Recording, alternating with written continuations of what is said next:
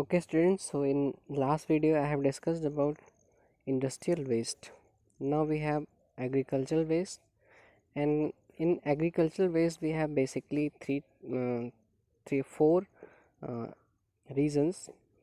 First one is agricultural residue, second is baggages, third is pesticide and fertilizers, and fourth is animal waste. What they all are, actually I am explaining. Actually, agricultural residues are those residues which are basically formed in croplands by unusual proportions. आप इसको ऐसे समझ सकते हो कि जब खेतों में किसान अपनी फसल को, अपनी क्रॉप्स को काटता है, तो वो सारी चीज़ें यूज़ नहीं कर लेता, वो कुछ चीज़ें छोड़ देता है और वो आगे चल के वेस्ट हो जाती है। जैसे गेहूं की कटाई होती है तो कंपाइन एक मशीन होती है, तो उससे सिर्फ गेहूं की जो ऊपर की जो मेन फ्लावर होता है वो काटा जाता है, जिससे गेहूं बने, निकाला जाए। लेकिन जो जो स्टफ़ है, उसका जो स्टेम है पूरा, वो छूट जाता है इस खेत में ही, तो वो क्या है, वेस्ट है। बैगेजेस, जो शुगर केन होता है, उसका जब उसको क्रश करके उसका गुड़ बनाया जाता है या शुगर बनाई जाती है, तो जो उसका प्लांट का जो स्टेम है, जो स्टेम रिमेन बनता है, तो कुछ जगह पे उस वेस्ट को अब वो भी एक वेस्ट है, उसको हम एग्रीकल्चर में यूज़ करते हैं आगे चल के, उससे फर्टिलाइज़र्स का फॉर्मेशन करते हैं, बायो फर्टिलाइज़र्स बनता है। लेकिन यहाँ पे पहले उसको हम एक वेस्ट की कैटेगरी में रखेंगे। Next is pesticides and fertilizers. Actually during our agriculture practice we often use pesticides and different kinds of fertilizers so that our crop yield uh, becomes more and grown much. तो वहाँ पे pesticides जो हैं या fertilisers हैं, तो सारे के सारे उस फील्ड के द्वारा यूटिलाइज़ नहीं किए जाते, काफ़ी कुछ बच जाता है। आपको पता है कि पेस्टिसाइड का जो डीके टाइमिंग है वो 3000 से 4000 ईयर है या और भी ज़्यादा, तो वो डीके नहीं होती इतनी आसानी से, तो इसलिए वो क्या है, वो क्रॉप लैंड्स में वो स्टोर रहती है। फिर जब रेनी सीज़न आता है तो वो वाटर फ्लो के साथ में किसी आसपास की वाटर बॉडी में, तालाब में या नदियों में चली जाती है, वहाँ पे स्टोर रहती है, तो भी एक तरह का वेस्ट हुआ। लास्ट इज़ इसके लिए गवर्नमेंट ने काफ़ी स्ट्रिक्ट पैरामीटर्स यूज़ किए हैं, डीडीटी है और डिफरेंट टाइप के पेस्टिसाइड्स को, कि इसके लिए एक प्रॉपर चैनल है, प्रॉपर तरीका है, उसी के आधार पे आप उसको यूज़ कर सकते हो। ज़्यादा एक्सेस यूज़ इसका हमारे लिए काफ़ी ज़्यादा हार्मफुल है। एनिमल वेस्ट में अगर हम बात करें तो एनिमल वेस्ट हमारे पास सिंपल, ये हमारे लिए यूज़फुल भी है, लेकिन पहले वेस्ट है।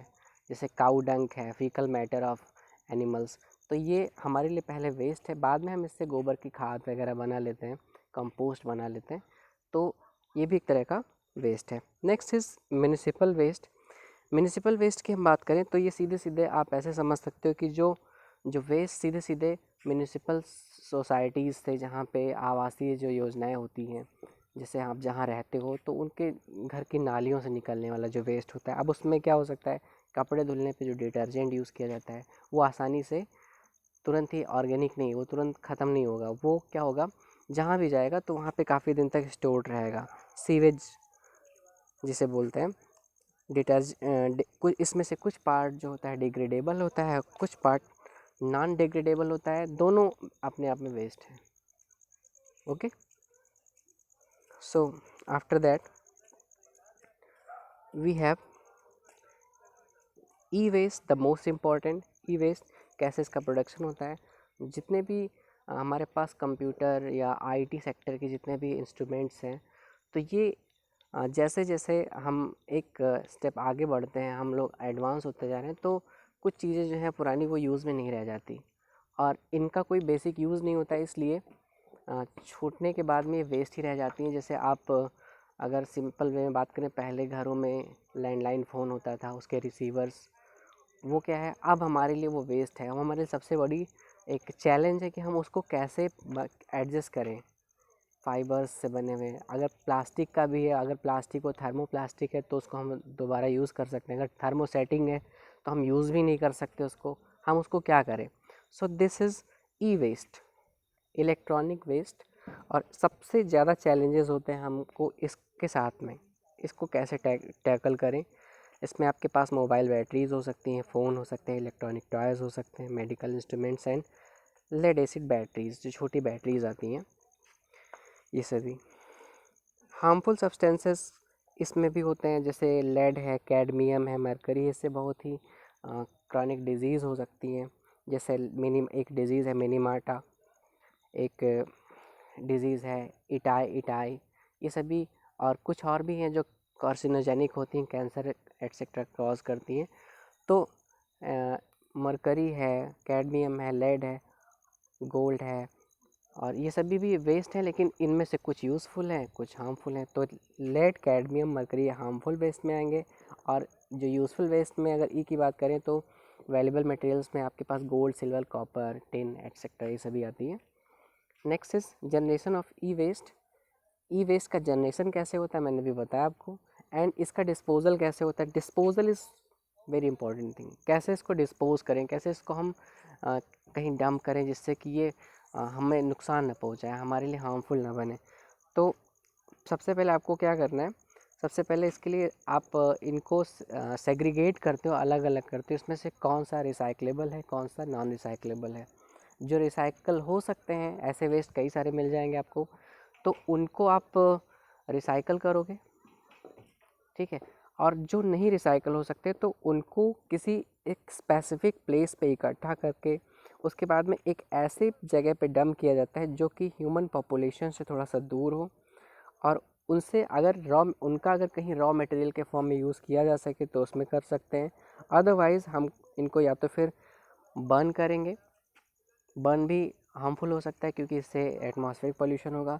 मिट्टी के अंदर गड्ढा बना के किसी एक जगह पे डिस्पोज किया जा सकता है, ये, लेकिन ये भी इसका एक प्रॉपर सोल्यूशन नहीं है, ठीक है। नेक्स्ट, गवर्नमेंट कुछ प्लानिंग करती है इसके लिए, बेसिकली टाइम टू टाइम इसने काफ़ी कुछ, कभी कभार वो खुद ही इकट्ठा करवाती है म्यूनिसिपल कॉरपोरेशंस के थ्रू। कई सारे प्लेसेस पे ई डस्टबिन्स का यूज़ भी कराया गया है कि अगर घरों में अगर ई कचरा इकट्ठा हो रहा है, ई वेस्ट इकट्ठा हो रहा है, तो आप उसको उसमें डिस्पोज कर सकते हो। Next is science teaching and research laboratories waste. These are the waste that are generally formed in high tech laboratories, science laboratories, chemistry laboratories. So in general these are the chemicals, and the rest thing which is not in use just after a project is going on, or just after the completion of project. So the remaining part is waste.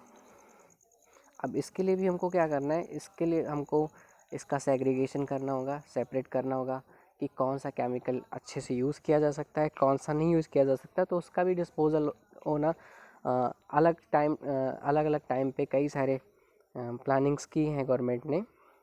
इसमें दिल्ली के cases या case study आप देख सकते हो, okay. Next, methods of safe disposal of waste. अभी मैंने बताया आपको कि किस मेथड से आप इनका अच्छे से डिस्पोजल करेंगे, कैसे इनको हम हमारे सराउंडिंग में, हमारे एटमॉस्फेयर में इनके कंटेमिनेशन को कैसे बचाएंगे। तो आपके लिए बेसिकली जो 3 इम्पॉर्टेंट फैक्ट हैं जिसको आपको करना है, 3 important steps. So first is segregation. Segregate का मतलब होता है to distribute something in different categories. So in segregation, first of all you have to categorize the waste into reusable, degradable and non-degradable. Some waste you can find out which can be further used, just like some metallic components, you can use them again. Second is degradable, those which are organic in nature or and can be degraded easily. And the third one is non-degradable, those who are not in organic nature and they cannot be degraded in for a long time. So ये 3 categories हैं। पहले आप इनको segregate करेंगे, कौन कौन सी categories, reusable, degradable and non degradable.